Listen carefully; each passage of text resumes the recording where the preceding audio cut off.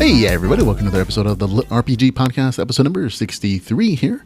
I'm Ramon Mejia. I'm bringing you the latest LitRPG news, reviews, and of course, author interviews. And I'm coming to you from on the road. I'm in Portland, Oregon, having a great time on a vacation/writer's retreat thing going on here.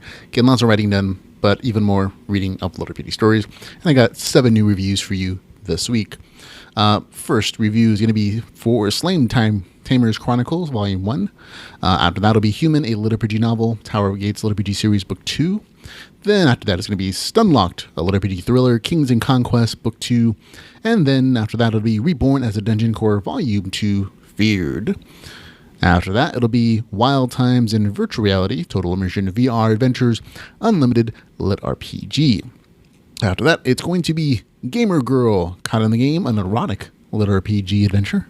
And finally it'll be Unexplored, Into the Wilderwood, a LitRPG virtual fantasy adventure. So there you go. 7 titles. The last 3 are kind of sexy, I guess. Okay, but of course we're going to begin with LitRPG news.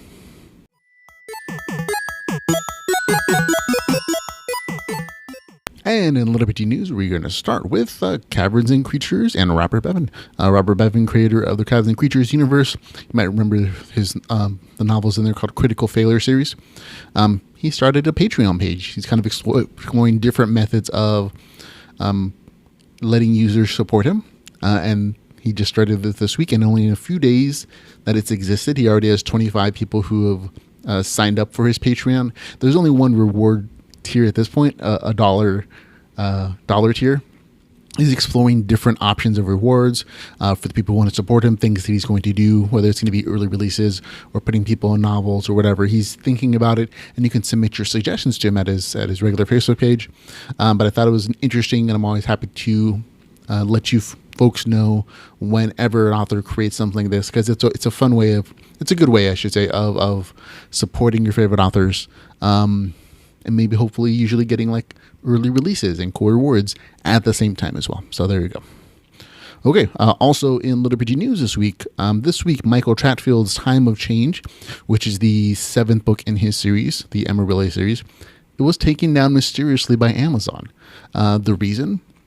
Well, they claim that their automated programs flagged it as not belonging to the author weeks after it was released, apparently. Even after the author resubmitted the manuscript, it still took a few days for it to get fixed. It's back up now, so if you go check it out, it's there for you to purchase if you want to. I kind of question, like, is this a sad case of mistaken digital identity or a nefarious conspiracy to bring down a popular LitRPG author? I'll let you decide. Okay, also in LitRPG news, Baron Sword, author of Returnity Online, has published a director's cut edition of the novel.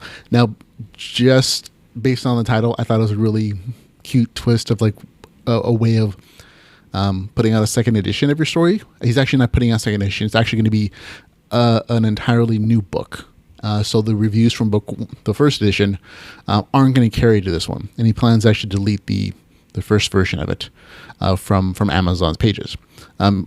He sent me a message about it, asking let me let you folks know. He got some negative reviews on the first edition of the novel, and apparently he's worked really hard on addressing the issues that the reviews brought up. He's primarily addressed reader complaints that the main character, Logan, is a total jerk and really hard to relate to or root for.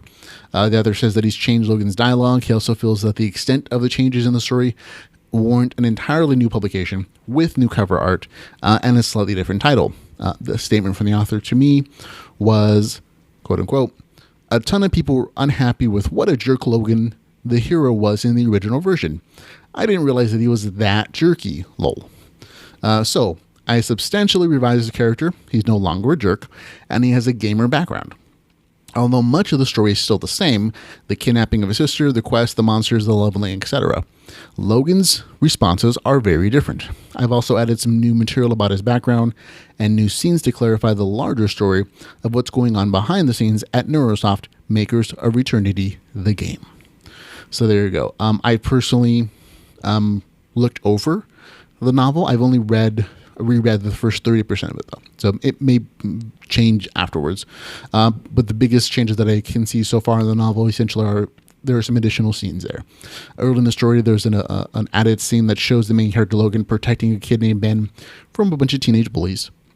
And while I suspect that the scene is supposed to show how Logan is a protector character, standing up for the little guy, he just kind of comes off as a different kind of jerk. One that threatens teen bullies as an adult with physical violence. So, different way.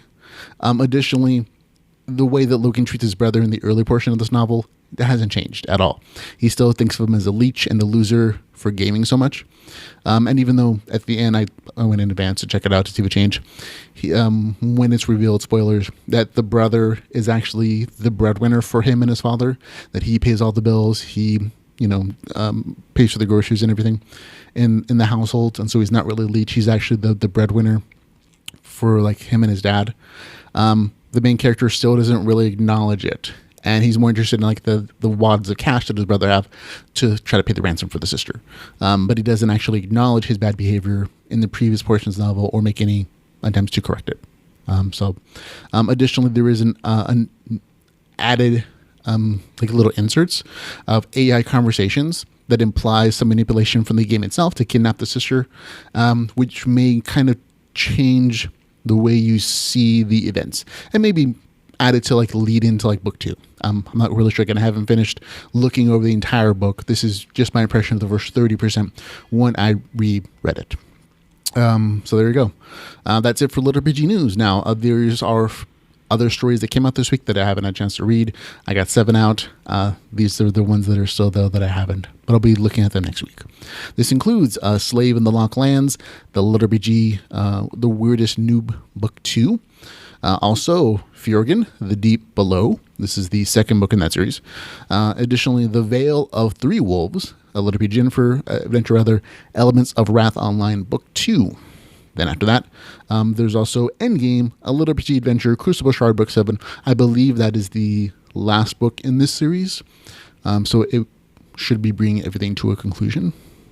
And then also Extinction, Phase 1, a LitRPG military horror. Interesting. Okay.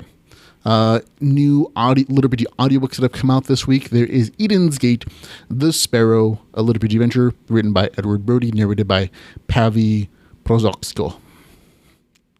Also, there's DLC, The Crucible Shard Book 6. So the author's really getting these audiobooks turned out really quickly.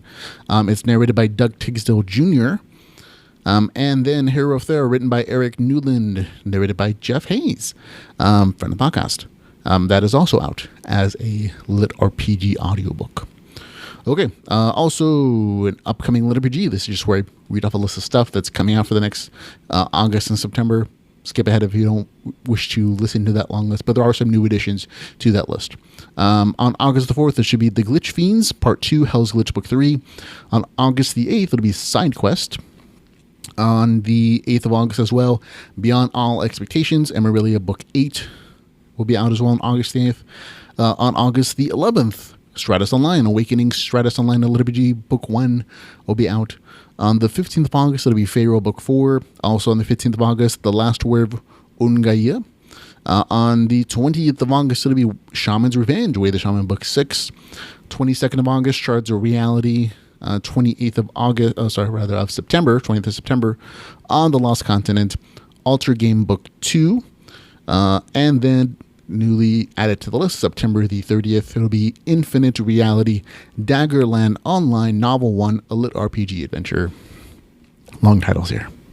Okay, on to new releases and reviews.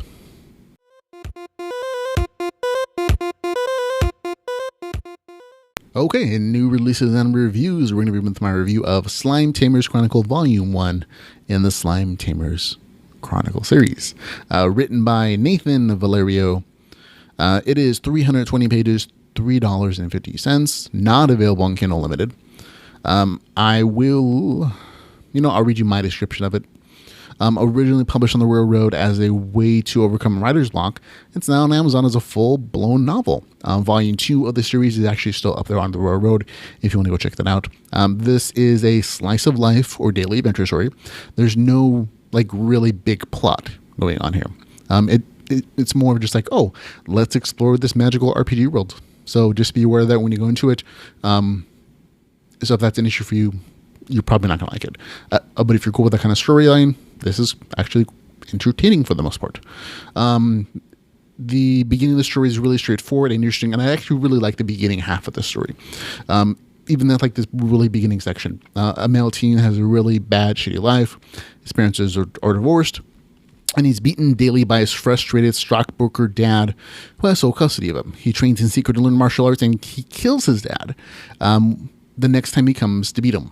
So he sells off all his dad's stocks, sends the money to his mom, who he hasn't seen in a really long time, and doesn't plan to see again. And then while on his way to leave the city and flee the scene, he's killed by a truck in an auto collision. And so that's like the first few percentages of this novel. Again, it is relatively long, but even just that one section, like it's straightforward, gets to the point. It tells you the woe is me portion of the story for the main character, but it's not for sympathy. This is his life in comparison to what is going to be coming along and some of his issues. But I like the fact that the main character did something about it. He didn't just say, oh, sad me, and then go to the virtual world and still complain about his bad life. He did something before it all happened. So I enjoy that portion of it. Also, after he dies, he's reincarnated by the god of reincarnation, who's puzzled by the balanced karma that the kid has. And he reincarnates him into a new game world.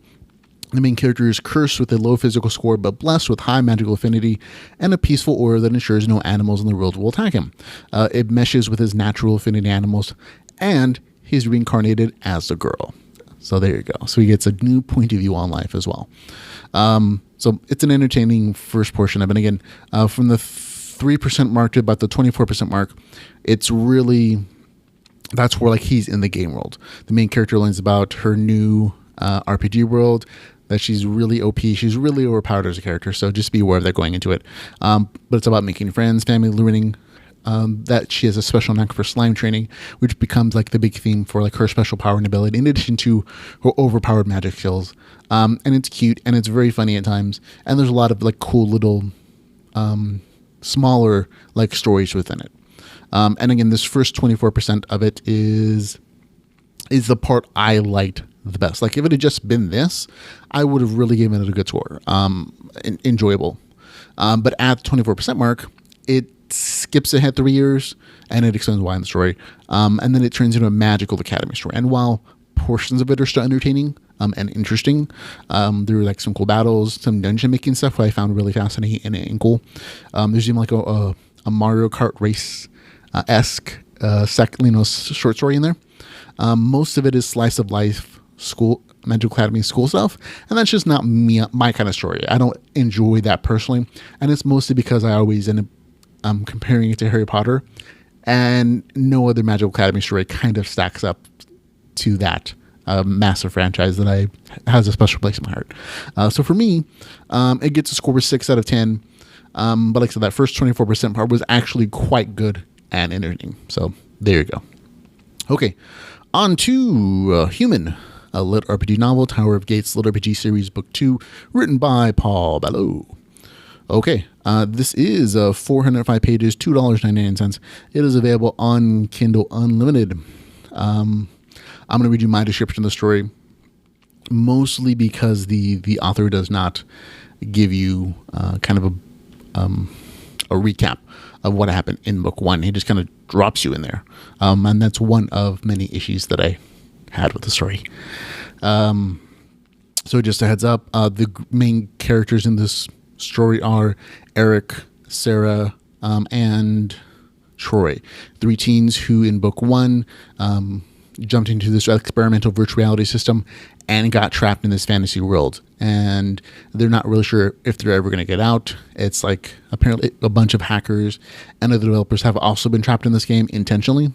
Not explaining exactly why, but that's the case. And so the big goal for these 3 characters is to find some way out of the story by exploring all the levels and sub-levels of this particular, massive game, virtual reality game. In book 1, they finished level 1-1 in book 2, it's going to be level 1-2 that they're trying to complete. And the big quest, of course, is to escape eventually by traveling through all these levels and finding some kind of portal or way out of the game.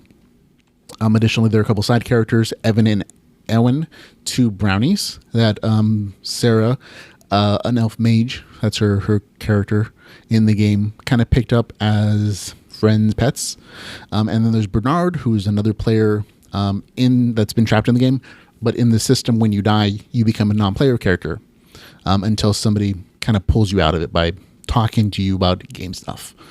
And so there you go. So at the very beginning of this novel, they spawn in level 1-2, which is oddly enough set hundreds of years in the past of level 1-1 time travel stuff. Always a red flag for me. So there you go. And I guess the bad guy, of course, is Magi Inyanto, a Game Desire player who, for some reason that's never really truly explained, wants to kill these kids and ruin their lives, and is a griefer, basically. So that's kind of a quick recap of what this story is about from book 1. And that is okay. So in book 2, the big goal is essentially how they get out of this level is they have to free a dragon and let I wrote it down. I'll just read it. The story starts with Eric, Sarah, Bernard, Evan, Owen starting 1-2. There's a lot of random stuff that happens on the novel, but the gist of the story is that the bad guy is trying to create a game world with only the human race left. All the other fantasy races, he's trying to knock them out. He's blocked the dwarves from this level by putting a dragon at the entrance, thus eliminating them in the future. So time travel stuff. Our group of heroes has to defeat this dragon and free the dwarves trapped in the mine, and then they can travel to level 1-3. Now, by some unexplained means, Josh, the third kid trapped in the game, finds the group and joins them at the 21% mark. They also find the one and only dwarf not trapped, who kits out the entire group with a bunch of magic items. And then at the very end of the story, the thing with the dragon and the dwarves gets resolved. I'm leaving out a bunch of stuff because mostly it doesn't matter. And secondly, I don't want to give too many spoilers for people who are going to read this and enjoy it. Now, the game mechanics and the story are totally solid. They're detailed. They're not as interesting as I was hoping they were going to be from what was happening in book 1, but they're not bad. They're definitely solid, and they're throughout the novel, so it is definitely a LitRPG. There's no question about that. But a lot of the rest of the story feels very random. There's a bunch of side quests and fights in the story that almost feel like they're inserted as filler or for things for the main characters to do to get new weapons or to get experience. And that's fine, but when you learn about, from my point of view, I guess, the main characters learn about what they need to do to leave the level at the first few percentage points of the novel, 5% I think, and then they don't finish it, even get to it until the end of the story. And with the exception picking up Troy at the 20% mark, Josh, and then finding the dwarf at the 30% mark. Those are the only kind of big points that needed to be done. So everything else in between those sections just feels unnecessary. And while occasionally it's entertaining, a lot of it is, only meh, if at all. There is almost no character advancement in the story. The characters themselves don't really grow, and then at the end of the novel, I don't know any more really about them, their backgrounds, why are they doing the things that they do, than I did at the beginning. And so for me, there is really not a lot of personal character growth for any of the characters, like the main characters. Also, the advancement of the story doesn't really happen by the main character's actions. It happens because of the new side characters that are introduced in the story, especially the dwarf that's brought in just for this one particular novel at this point. And so for me, that also made it feel like what the main character is doing aren't important. And that was kind of an issue I had with book 1 as well. Now, in book 1, I had issues with it. A lot of the flaws that I saw in book 1 have been fixed. The narrative structure of the story in book 1 was very confusing, and this is a multi-perspective story. So at some point, it's told from one character's point of view, Sarah. Other times it's told from Eric's point of view, and other times it's told from Josh's point of view.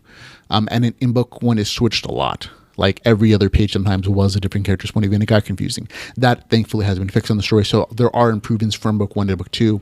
There are like 2 or 3 sections at least where it's one character perspective.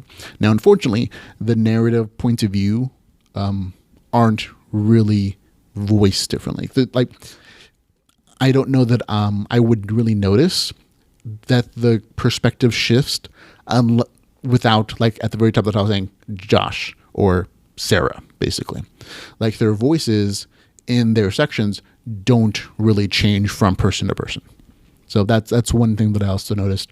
Additionally, some of the things I liked in book 1 don't appear anymore in book 2.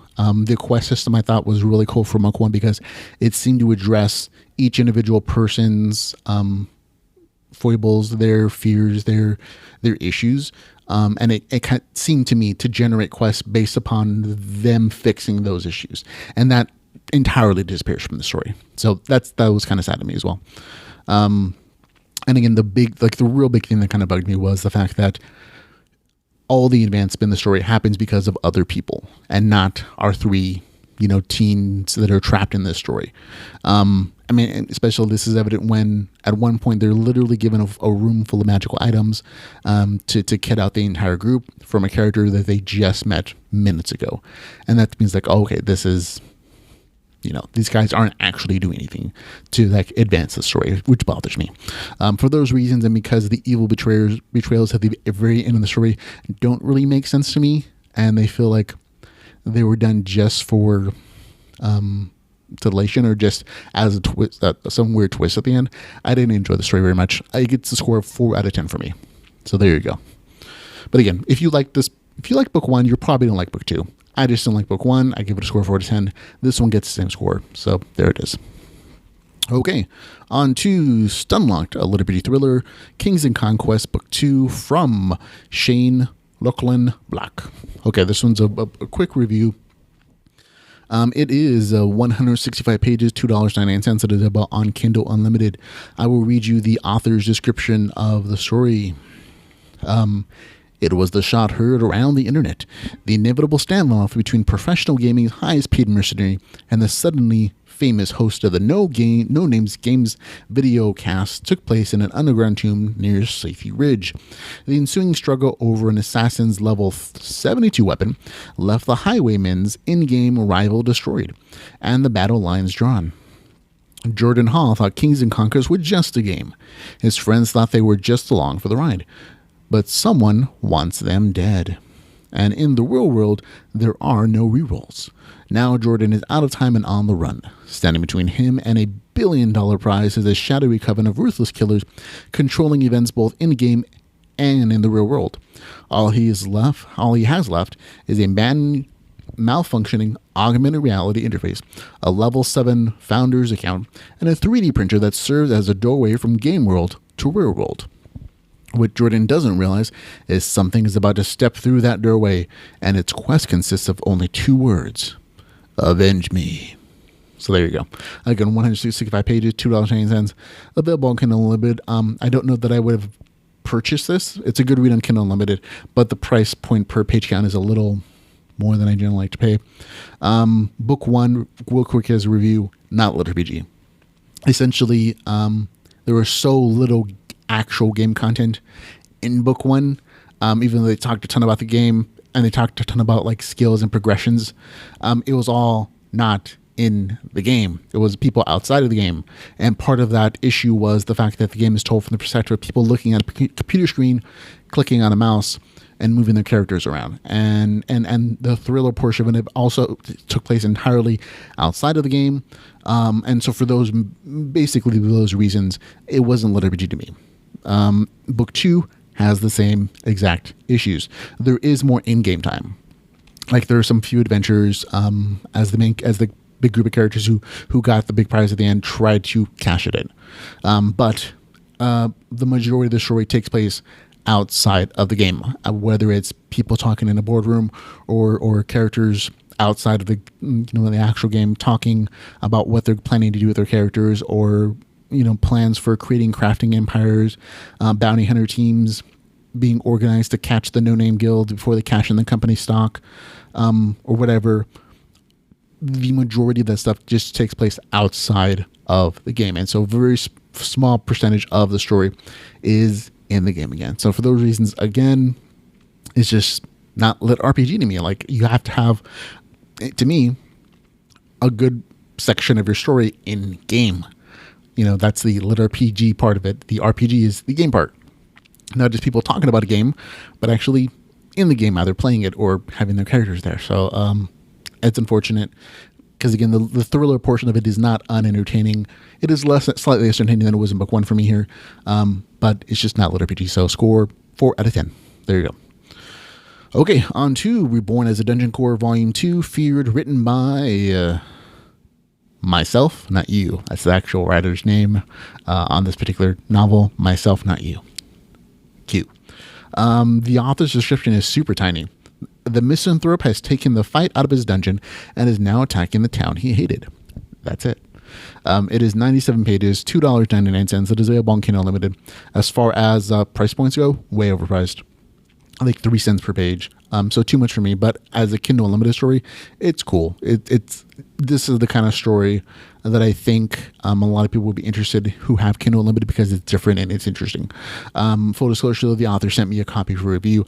I actually bought the novel when it became available. I enjoyed it that much that I just didn't pick it up on Kindle Unlimited. I actually paid $2.99, even though I think it's overpriced. I wanted to encourage the author, so I bought it. Okay. Again, this is volume 2 of the series of the story. I'm going to give you a quick recap of volume 1 because the author does not do so. The story in volume 2 literally starts right after the events of volume 1. Like, you could smash them together as a compilation and you wouldn't notice where volume 1 switches to volume 2. So just as a quick recap, kid has a bad experience. Crappy life. He gets a mysterious quest from who knows, but it's like a blue screen saying, if you want to be Dungeon Core, if you want to be reborn as one great power, you have to kill some people within this amount of time. And he does it, and he's reborn as a Dungeon Core. And he's a really tiny Dungeon Core in book 1. And most of the story is him creating a realistic, super tiny dungeon in like some neighbor's yard or something, and he grabs a bunch of insects. It's really insect themed, like what a dungeon thing based on like realistic principles in our world, using insects be like, and that's kind of the big part of the story.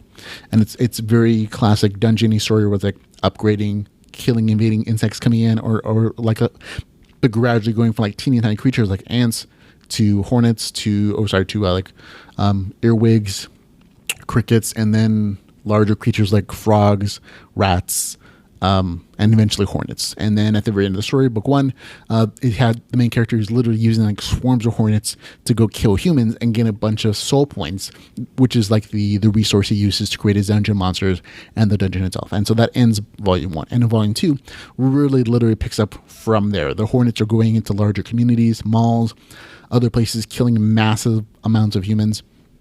And that's where it starts off at. So things go from a micro setting to a kind of a macro experience of killing swarms of wasps and summoning even larger and more interesting creatures. And the story actually takes a kind of a fantasy twist in this, in that it's not as realistic in the exploration of monsters and dungeon stuff. It really does take on a fantasy-esqueness, because now because of the terror he instills in his community, he actually gets the opportunity from the game system to summon whatever monster he wants. So he has to consider, of all the fantasy creatures in the universe, what would he be able to afford and what would be useful for his reign of human murder, I guess.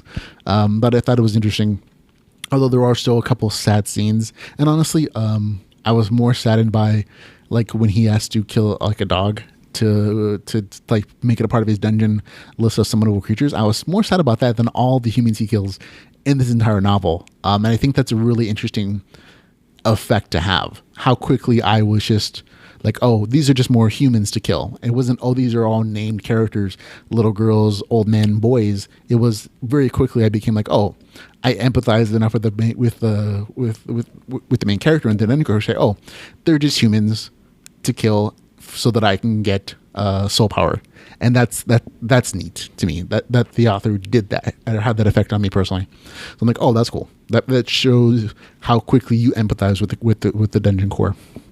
And again, at the end of the novel, there are hints that there's even a larger world, and that other dungeons are in the world.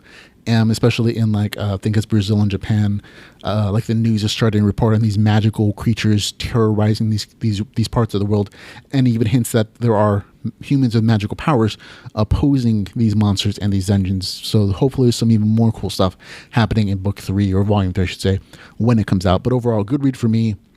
I can tell you right off the bat, not everybody's going to like this novel.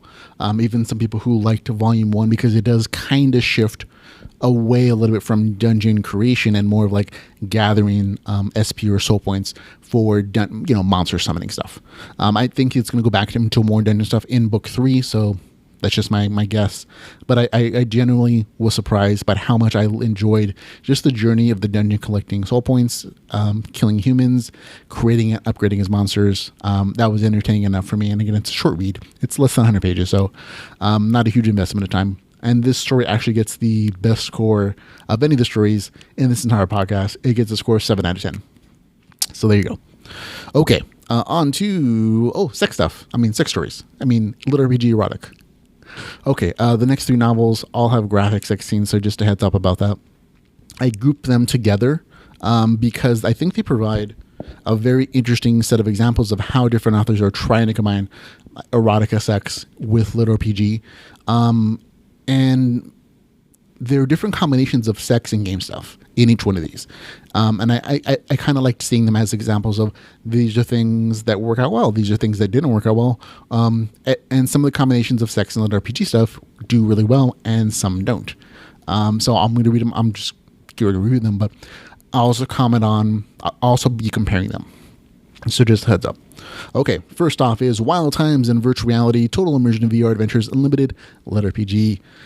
Whew, that title alone is like a red flag to me. Anytime I see like a super long title with a bunch of like tag keywords, it's always like, oh, is this author trying to tell a story, or is it trying to, hit a bunch of bases? It is written by Garth Ono. This is 168 pages, $2.99. It is available on Kindle Unlimited. I'll read you my description because it's much shorter than the authors. Ariana, going with friend Tom and Charlie to a total immersion VR facility. The main character, Ariana, is worried that people will start rumors if they knew that she goes with 2 guys to this game place. There she creates her character, a chesty, sexy rogue, and finds the amenity of the game frees her to satisfy her dark, sexy desires. Now, just as a heads up, if you read the description of this story, there's no mention that there's like graphic sex. It's sort of inferred from like part of it. The authors in the description of the novel says, this book deals with adult themes and uninhibited virtual reality, so there's more than just flirting going on while the players fight assorted fantasy creatures and other players.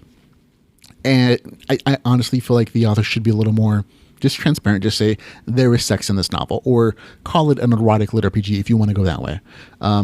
Because it was sort of surprising to me how much sex was in this novel. And I just think it would have been a better choice to do it that way. That's, again, personal opinion. Authors do what you want to do. Essentially, to me, though, this story is a fantasy sex romp with occasional reminders that it's supposed to be set in a VR game. And that's basically how I feel about this novel. There's a lot of sex. About 20% of all the novel's text is dedicated to graphic sex scenes. The main character, Ariana, has sex with elves, dark elves, orcs, vampires, the whole fantasy shebang. And so there's a ton of graphic sex in various, and there's also themes of like bondage, and submission and domination in there as well. So, it is a big part of the story. Like, to me, that's the core of the story. The extent of the game mechanic of the story are name tags that appear when the main character looks at people, looks over people's heads and focuses there. And there's one, and exactly only one example of the main character getting experience points after she escapes being made a sex slave early in the story. That's it. Those are the only game mechanics in the entire story. there are a lot of references like, oh, this is a great virtual reality game. I want to add more time to my time, my more money so I can spend more time here. But as far as like actual game mechanics though, not a lot. That's it. There you go. And so for me, this is a novel without the things that make it a lit RPG story. There's no RPG part of it. There's virtuality. It's a fantasy setting, and for me, it read mostly like, oh, this is portal fiction fantasy, sexual in a fantasy world, and it just happens to be also a VR story or something.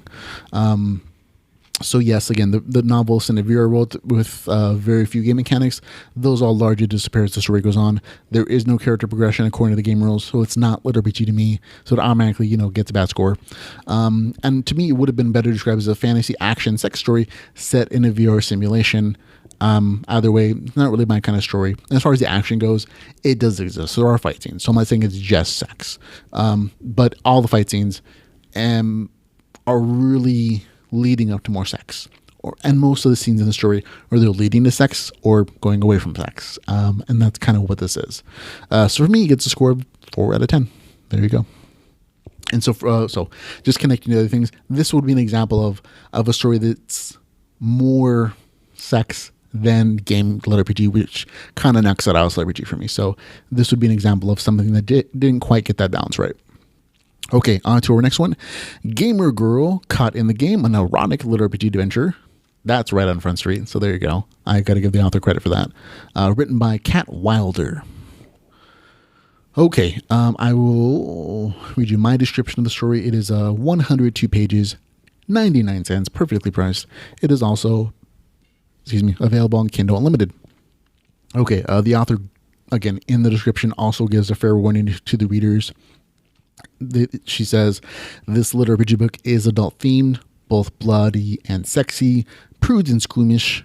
People should avoid lest your hold on sanity be shaken. So the author is really cheeky about how much sex is in it, but the author is upfront about that the erotic stuff is a big part of the story. That to me is the right way to do it, because you let your readers know right off the bat, either this is something they're looking for or it's not something they're looking for because of the sex. And for a lot of people, the sex stuff is, it's kind of a deal breaker for a lot of people. Okay, my description of the story. Carly plays the best full immersion virtual reality video game around. It lets players do anything, including have sex. Unfortunately, when her guild conquers the castle of a dark wizard, he curses her with some strange magic that not only deletes the avatar she's using, but traps her in a new low-level one that prevents her from logging out of the game. Now she has to try to figure out how to escape before the doctors unplug her body from the game, potentially killing her. So there you go. That's the premise of the story. Now again, this story takes the trapped in a game trope and mixes it with a lot of action and a lot of graphic sex. As Carly, the main character, figures out her situation, fights monsters galore, explores the world, and figures out how to get the wizard that trapped her there to release her. Again, she has a lot of sex with fantasy creatures. The main character is New Class.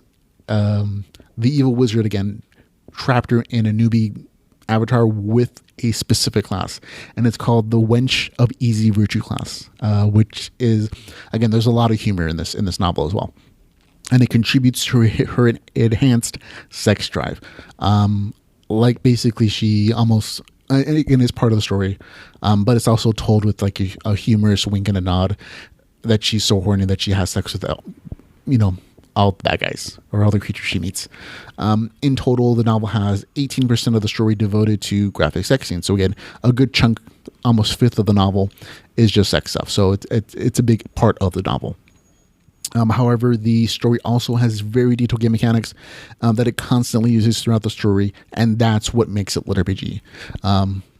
So this is a good example of a much better balance than the last one, of combining erotica and LitRPG stuff, because the game mechanics have to continue on the story. They can't just be a few mentions and then like, oh, it's, LitRPG because it's in virtual reality. This is a much better example of that balancing act. And I don't have a problem with it being erotic LitRPG. As long as the LitRPG stuff is still there in the entire story, you know what I mean? And just for example of some of the game mechanics there, this is a skill-based world system, so anything that the characters do, they can get skill scores. So if you want to be a sword fighter, swing some swords around until you get the skill. And then you can improve it as you use it. And so one of the humorous twists on this is that the main character has a sex skill of like 20, which is pretty high in this, right? Because of both her character class and her enjoyment of the act of sex. So again, kind of a cute, humorous nod to the combination of the two genres. There's also an inventory system, levels, health, mana, stamina, the entire thing. And again, for me though, the sex stuff is not really my kind of thing. I don't generally read erotic fiction on its own. I read LitRPG stuff. And so the sex stuff was almost a distraction from a rather good story. Like I said, on its own, even if you took all the sex stuff in this novel, it would still be rather enjoyable to me. But the sex stuff definitely adds a humorous flair to it. And if you're into erotic sex stories, you'll probably enjoy this as well. So it's a nice combination of those two genres, but it's for a very specific audience, unfortunately. And that's mostly not me. When I was reading the story, I skipped the sex stuff. I noted in my notes on writing the story, this percentage is a percentage, she has sex with this particular character, fantasy, whatever. But I was really more interested in like the game stuff and the stuff that the character does as she's progressing in the novel. That was much more interesting to me until you get to the end. And the end is kind of the thing that dropped it from being a good to like being from like a 7 to a 6 for me, because the end just sucked. It was not satisfying. And, there's not a pun intended there, but the ending was not satisfying to me. And so just because the way it ended, it kind of dropped it from a 7 to a 6, because in my opinion, this was entertaining enough, even with all the sex, that it could have been like a full-blown 300-400 page novel and been super entertaining. I would have loved to have seen the main characters make different choices at the very end of the novel. But I also understand that the author probably was just kind of having fun with this novel. So it's a choice. It's a writing choice. So there it is. But for me, overall, it gets a score of 6 out of 10. So there you go. Okay, on to I think it's our last story, Unexplored, Into the Wilderwood, a LitRPG virtual fantasy adventure, written by Alara Branwyn. Okay, this one is a lot longer. It is 212 pages, $2.99. It is available on Kindle Limited, so priced well as well. I'm going to read you my description of it. The main character, Clint, has a master's degree in mathematics and works a job where people complain to him all the time while he fixes their simple math errors on spreadsheets. He has had his pay cut twice already, and while the company's profits soar, and he's feeling basically burnt out and unappreciated at his job. Mary, a friend from the game store he used to work at, convinces him to try a new virtual reality game, Unexplored. That's the name of it. That lets players do whatever they want, whether it's build kingdoms, establish trade routes, or even have sex. So there you go, another one of those. Clint logs into the game on the weekend, thinking he was just going to relieve his boredom for a little while before he starts his pile of weekend work, and he finds an experience that changes his life. So there you go. That's my description of the story. Now, all that setup takes about 7% of the beginning portion of the novel, but it's really well done. It sets you up to understand the crap life the main character has, and how it's going to change, of course, when he starts playing this game. And there is an actual change in his personal life once he starts playing this game. He feels that stress relief for whatever adventures and activities he's doing in the game. But by the 8% mark of the story, the main character is actually in the game, which is always great. And he stays there most of the time with small jumps out of the game, whether it's to go to work or to chat with the game store girl, Mary. The sex scenes in the novel comprise about 14% of the story. They're graphic, but they are honestly the least interesting part of the story. The game mechanics of the story are character sheets, interface systems with non-player characters, spells and scrolls, health and mana bars. One of the more notable game features, I should say, is that small amounts of health can be restored through sex, but the rest of the game is based on like a realistic approach on almost a survival survival game mentality of making the characters work really hard in a challenging world. So you want a fire in the game, you got to row some sticks together, figure out some way to start a fire. No character starts off with any magic spells or any equipment. They're basically sent with like basic clothes and a canteen that runs out of water very quickly. And the characters feel heat, exhaustion, pain, tiredness, hunger, all those things within the game. If you want a weapon, you got to go make one or steal one or kill enough monsters to like trade for one. Players can steal from anybody they want to, but don't be surprised if you get caught and thrown in jail for it. One of the early incidents in the novel that kind of shows the cool flexibility of the world is that the main character steals from a merchant and is able to bluff or lie his way out of getting arrested by pointing out that the merchant really has no proof of the theft. He's using almost like illegal arguments from our world that work in the game. And instead he forces the merchant to either choose between admitting that he gave the character the potions for work that he did, or admitting to the gathered crowd that he got robbed while he was paying for sex. And so I thought that was a really interesting example of the fact that the problems in the story don't have to be solved by combat or by pressing some magic button or some OP skill or spell or whatever. They can just be worked through with intelligence and fortitude and creativity. And that was really cool to me when I'm reading the first part of the story.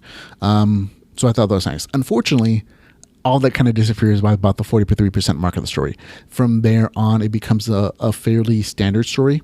It loses a lot of the RPG game portions of the story and feels more like Portal Fantasy, where the main character goes home occasionally and someone says, "Oh, this is a great game," or they're non-player characters, they're not real people.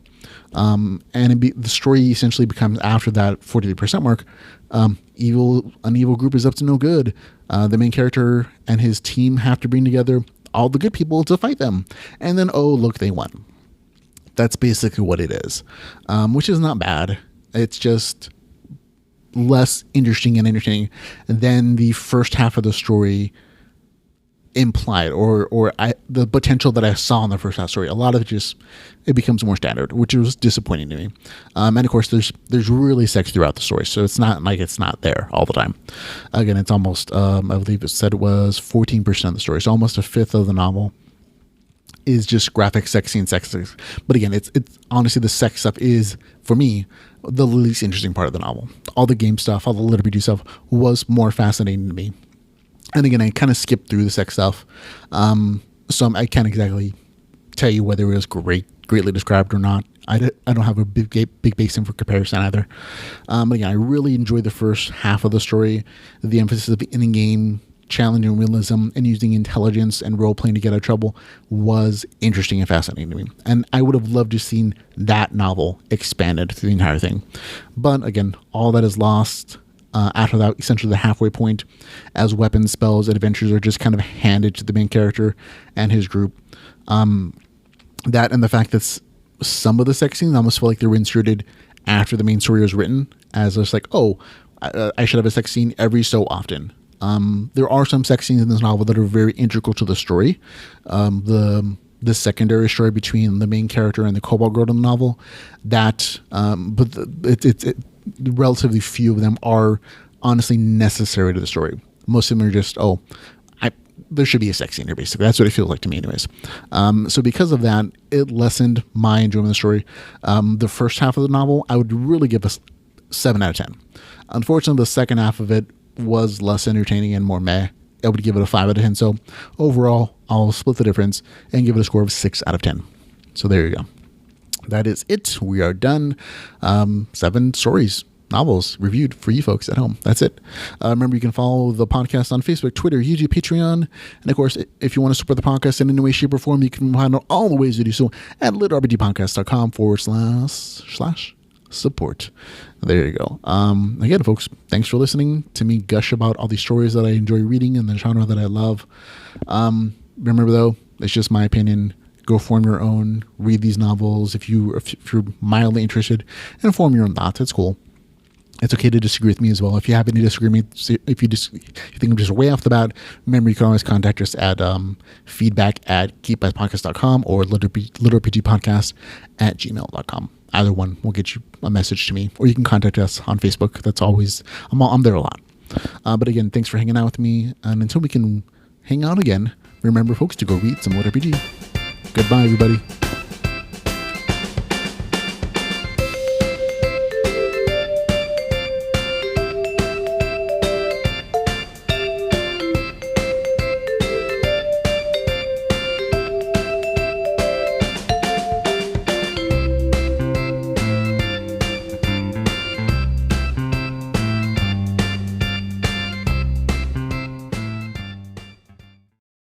Hey everyone, this is Ramon Mejia from the LitRPG podcast, coming to you from on the road, currently in Portland, Oregon, moving up to Washington pretty soon.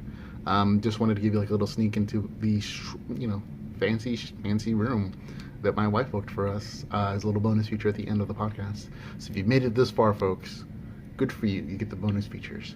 I'll give you a quick spin around of where I'm at and our view and everything, and then that'll be it. So let's see if I can remember how to change views. Okay, there you go. So this is our view out the window.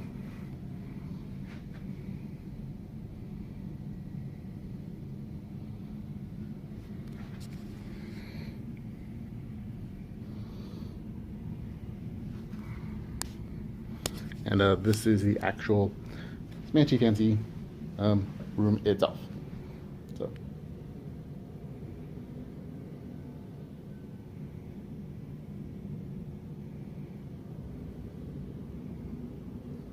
there you go. It's kind of nice. Sorry if the lighting isn't that awesome. So there you go. That's it, folks. Hope you enjoyed this little tiny extra bit. Read some LitRPG.